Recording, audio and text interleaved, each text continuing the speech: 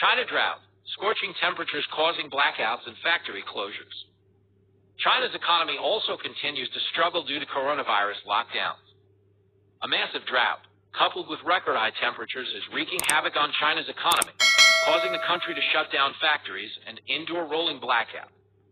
China's Sichuan province, one of the most populous and fastest-growing industrial centers in the country, has been stricken by a severe drought that has meant little rain to power hydroelectric dams that typically generate 3/4 of the area's electricity that is sent to cities as far as Shanghai, the New York Times reported this week.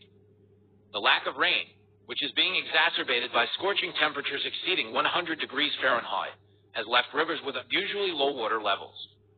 This shortage has prevented the dams from providing enough electricity to support the Sichuan province.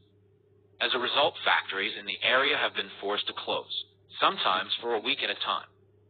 In addition to shutting down factories, the power shortage has also caused rolling blackouts in some areas downstream from the Sichuan province in places like the city of Chongqing and adjacent Hubei province.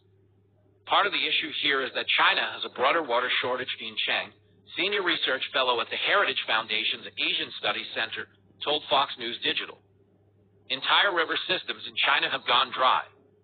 The Chinese are redirecting rivers from the south to the northern plains of China, which includes Beijing, because the rivers up there are running dry. Rainfall in the Yangtze Basin has been around 45% lower than normal since July, and high temperatures are likely to persist for at least another week, official forecasts said. As many as 66 rivers across 34 counties in Chongqing have dried up, state broadcaster said on Friday. For the Yangtze, Cheng said, part of the problem is that the river goes all the way out to the sea near Shanghai.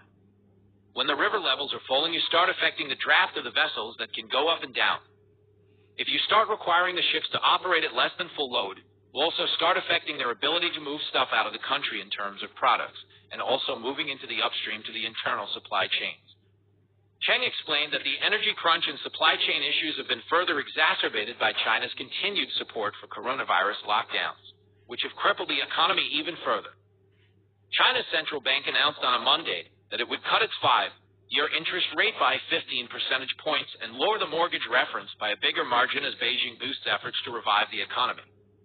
China's economy, the world's second biggest, narrowly avoided contracting in the second quarter, and a raft of data released last week showed that the economy unexpectedly slowed in July, prompting some global investment banks, including Goldman Sachs and Nomura, to revise down their full-year GDP growth forecast for China.